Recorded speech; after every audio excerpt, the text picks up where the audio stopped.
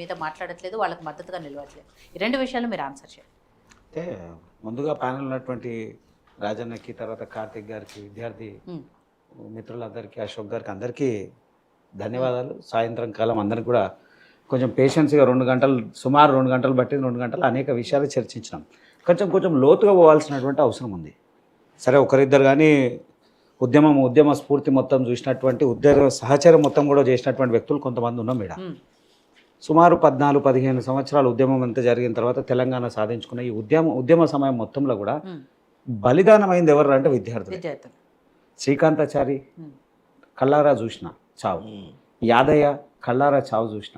నాకు అంటే ఉన్న నేపథ్యం ఎక్కడ అంటే దిల్షుక్ నగర్, ఎల్బీ నగర్ ఏరియా కాబట్టి ఆ ప్రాంతంలో ఉన్నటువంటి వ్యక్తులు జరిగింది. కానీ అక్కడ ఉన్నటువంటి ప్రాంతం యాదయ్య అక్కడ ప్రాంతం కాబట్టి యాదయ్యను ఒకటి చూడడము, శ్రీకాంతాచారి ఇన్సిడెంట్ అక్కడనే జరగడం, అక్కడ ఉద్యమం అంతా కూడా తెలంగాణ ఉద్యమం అంటే ఆ రోజుల్లో ఉన్నటువంటి ఎల్బీ నగర్ నేపథ్యం అంతా వేరు. నీళ్లు, నియామకాలు, నిధులు అనేటువంటి అంశం అన్నాం. కానీ గత 10 సంవత్సరాల ప్రభుత్వంలో విద్యార్థులు ఏ స్థాయి అయితే వాళ్ళు ఆలోచించారో ఆ స్థాయి మార్పు రాలే కాబట్టి ఇంకో ప్రభుత్వం మీద తీసుకురావాలనే ఆలోచనతో ఆ ప్రభుత్వం వ్యతిరేకమా లేదా ఈ ప్రభుత్వం మీద అభిమానమా అది చెప్పలేము. ఏదేమైనా కానీ విద్యార్థులు ఒకటే ఆలోచన, మా జీవితం ఏమో మారుతుందనే ఆలోచనతో కాంగ్రెస్ ప్రభుత్వాన్ని గద్దెనెక్కించి తీసుకొని వచ్చి సంతోషం. కానీ కాంగ్రెస్ ప్రభుత్వం అనేక సందర్భాల్లో విద్యార్థులకు సంబంధించిన అంశం మాట్లాడినప్పుడు ఖచ్చితంగా వాళ్ళకు అనేక గ్యారెంటీలు ఇచ్చింది, మాట్లాడింది. విద్యార్థులకు సంబంధించినటువంటి ఏ సభలైనా మాట్లాడింది.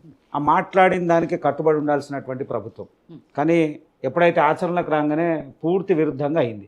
దానికి వారు బాధ్యత వహించాల్సింది పోయి ఇవాళ విద్యార్థులు, ఎందుకంటే నిన్న జరిగినటువంటి సంఘటన మీద కూడా అంటే డీప్గా ఇప్పుడు జరిగిన సంఘటన కానీ గతంలో కానీ వింటూ ఉన్నాం కదా. ఒకవేళ ఎవరైనా విద్యార్థి నాయకులు వస్తే 4, 3, 4, 5 మంది ఆడ మొత్తం సంఖ్య ఒక 500 నుంచి 600 మంది వచ్చినట్టున్నారు. మీరే గాంధీ భవన్ అన్నారు, గాంధీ భవన్లో ప్రజా సమస్యల మీద రమ్మని అన్నారు. ఒక నాయకుడు, మా నాయకుడు ఒకరు ఉంటారు, పార్టీకి సంబంధించిన ప్రతినిధి ఉంటాడు, ప్రతి సమస్యలు మేము తీసుకుంటాము అని అన్నారు.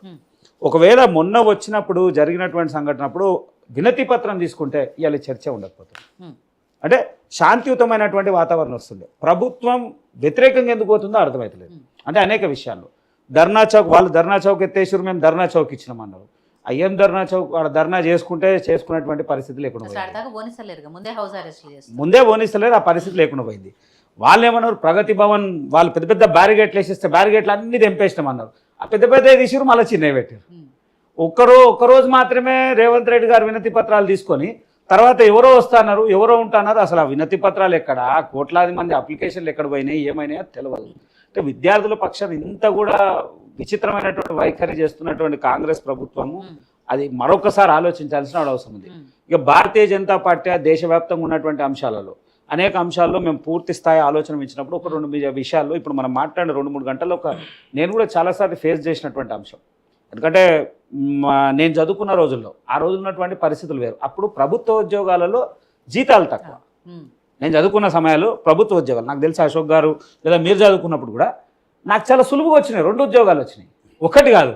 నేనేదో మా తోటి ఫ్రెండ్స్ అందరు కూడా అప్లికేషన్ ఇస్తుంటే నేను ఇవ్వకపోతే వాళ్ళు ఏం ఫీల్ అవుతారో, నా 3 అప్లికేషన్ ఇచ్చినప్పుడు నేను కూడా ఇవ్వకపోతే ఏదో అనుకుంటారనే ఆలోచనతో ఇస్తే ఆ ఇద్దట్లో ఒక 4 అప్లికేషన్లు ఇస్తే ఒక ఆయనకు రాలేదు, మా 3 ఉద్యోగాలు వచ్చినాయి.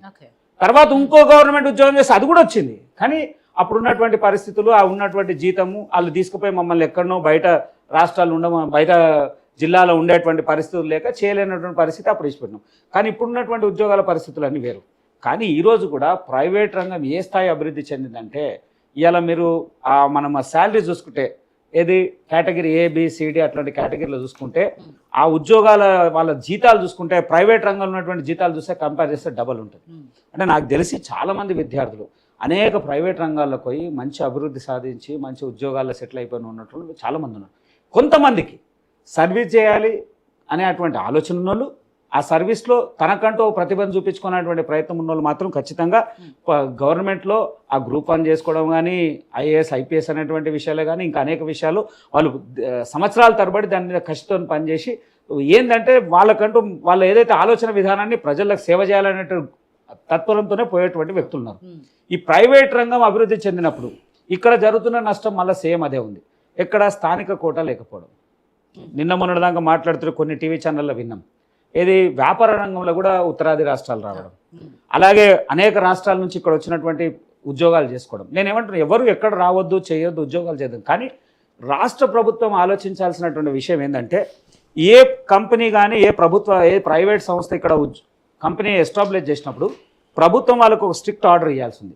మినిమం కోటా 50%, 60%, 70% స్థానికులకు ఉద్యోగాలు ఇవ్వాల్సినటువంటి అవసరం ఉందని. ఎందుకంటే గతంలో ఆంధ్రప్రదేశ్లో అదే కియా ఏదో పెట్టినప్పుడు దాని విషయంలో చర్చలు జరిగినప్పుడు అక్కడ ప్రభుత్వం కొంత గత ప్రభుత్వము లేదా ఇప్పుడున్న ప్రభుత్వం కొంత ఆచరణ చేసిందంటాం. ఇక్కడ కూడా తెలంగాణ రాష్ట్రంలో కూడా ప్రభుత్వం అది ఆలోచించాల్సినట్టు అవసరం ఉంది. అది లేనప్పుడు ఏంటంటే ఖచ్చితంగా పరిస్థితి. ఇంకోటి అశోక్ నగర్ అన్నారు. నేను అశోక్ నగర్ నేపథ్యం కొంచెం తక్కువ ఉన్నా కానీ ఇలా మా దిల్సుఖ్ నగర్, చైతన్యపురి ఆ ఏరియాలు చూసిన ఎస్సీ, ఎస్టీ, బీసీ ఈ 3 సామాజిక వర్గాలకు సంబంధించి ఎస్సీ హాస్టల్స్ ఉన్నాయి, బీసీ హాస్టల్ ఉన్నాయి, ఎస్టీ హాస్టల్ ఉన్నాయి. ఆ పిల్లల పరిస్థితి చూస్తే నేనే ఒక్కోసారి ఆశ్చర్యపోయేటువంటి పరిస్థితి ఉంటుంది. వాళ్ళు మంచిగా చదువుకొని మంచి గ్రాడ్యుయేట్ అయ్యి ఉండి కూడా వాళ్ళు అసలు ఎక్స్పెక్ట్ చేయం మనం. వాళ్ళు డైలీ లేబర్ లెక్క పోతున్నారు. ఆడ గాంధీ బొమ్మ దగ్గర ఉన్న హమాలి దగ్గర కూడా చూసిన ఒకసారి ఒక పిల్లగాని చూసి ఆశ్చర్యపోయినా.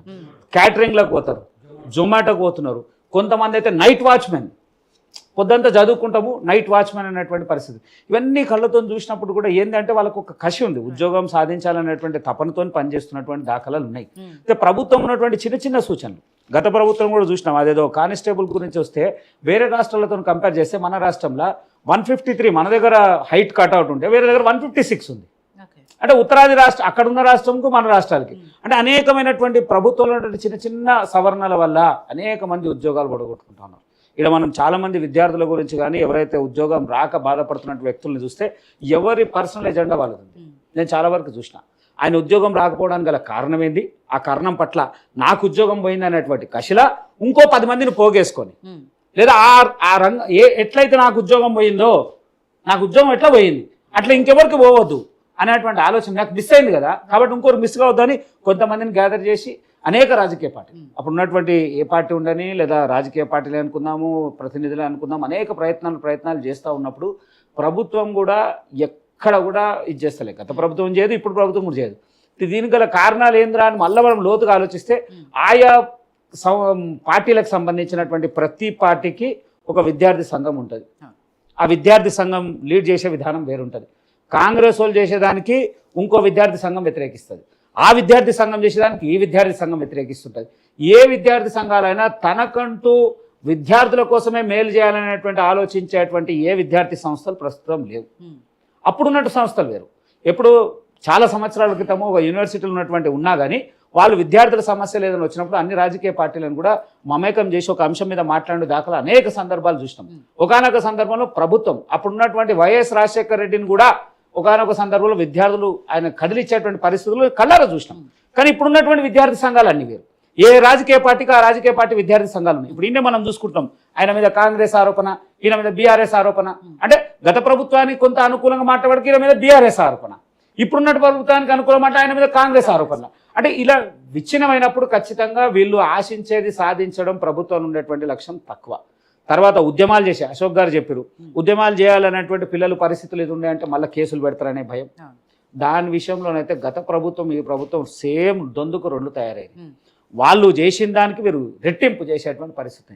నిజంగా కూడా వీళ్ళ పరిస్థితులు చూసుకొని పోవాల్సినటువంటి అవసరం ఉన్నది.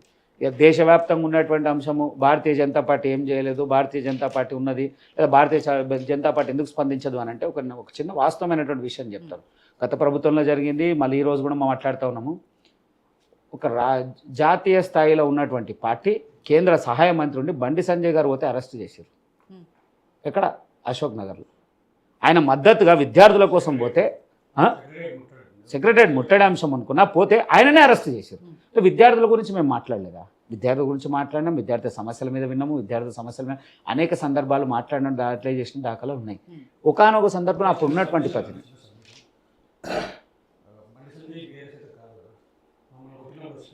ఫస్ట్ నా దగ్గరికి వచ్చిన బీఆర్ఎస్ కాదు కదా, కాంగ్రెస్ కాదు కదా, మా దగ్గరికి ఎవరు వచ్చినా మేము హక్కును చేర్చుకుంటాం. మా సమస్య పైన మాట్లాడడానికి వచ్చినప్పుడు హక్కును చేర్చుకుంటాం. అయితే మమ్మల్ని ఒక పార్టీ కులోకండి. ఇప్పుడు మీరేమంటున్నారు అంటే నేనే క్వశ్చన్ ఏంటంటే భారతీయ జనతా పార్టీ ఎప్పుడు స్పందించలేదంటే సందర్భం వచ్చి చెప్తున్నాం. కిషన్ మన బండి సంజయ్ గారు అవసరం అనుకుంటే ఆయన సహాయ మంత్రి ఉన్నాడు, మీ 4గురిని పిలిపించుకోవచ్చు. కానీ ఆయన మీ దగ్గరకు వచ్చింది కదా, ఆయన మిమ్మల్ని 4గురిని ముందు రోజు నైట్ రాత్రి 11:30కు స్టేషన్లో పెడితే డైరెక్ట్ ఫోన్ చేసి వదిలేసి మేము ఏమంటున్నాం, భారతీయ జనతా పార్టీ నేపథ్యం కూడా ఉన్నది. మమ్మల్ని విద్యార్థుల ఒకటే పక్షాన పార్టీకి పోలవద్దని చెప్తున్నా. అరే నేను పార్టీకి పోలవడం అని కాదు, నేను ఏమంటున్నా అంటే భారతీయ జనతా పార్టీ ఏం చేయాలంటే చెప్తున్నాను. భారతీయ జనతా పార్టీ బండి సంజయ్ గారు ఆ స్థాయి ఇన్వాల్వ్మెంట్ తీసుకున్నారు, ఆ స్థాయికి వచ్చారు, వారి ఆలోచన ప్రకారం నడుస్తూ ఉన్నారు.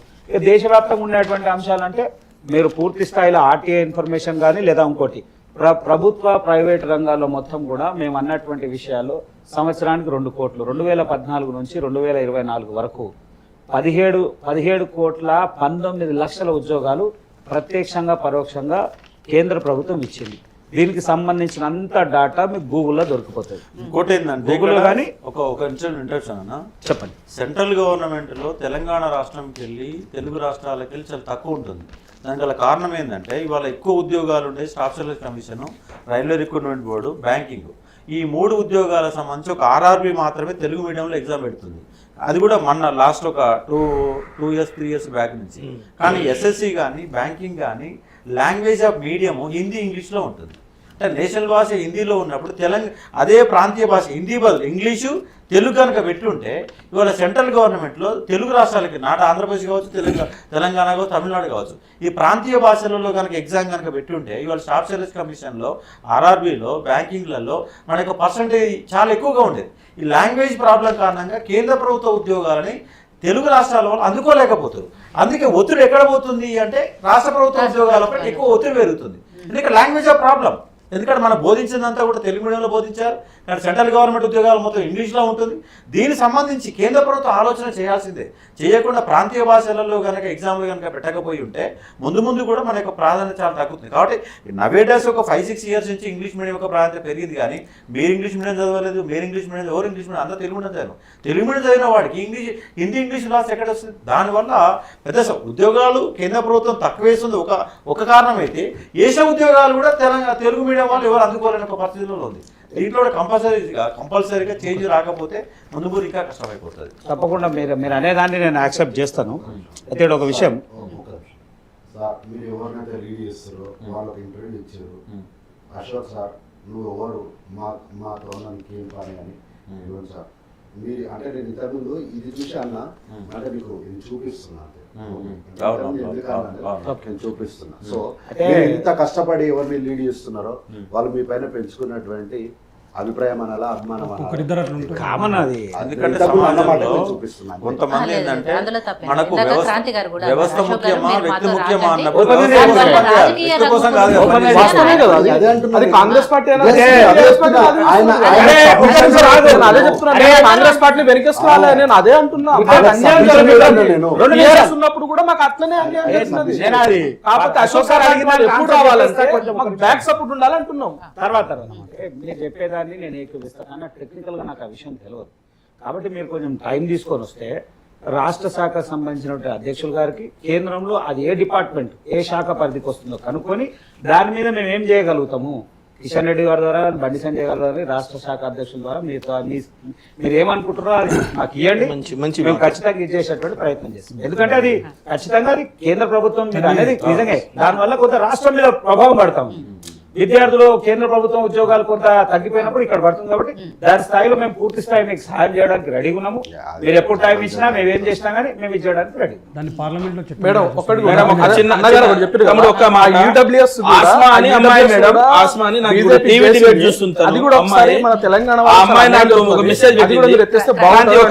క్రాంతి మీ నిరుద్యోగులకు సంబంధించి ఆస్మా అని అమ్మాయి గురుకుల చాలా మన దగ్గర కూడా చాలా సార్లు వచ్చినట్టుంది.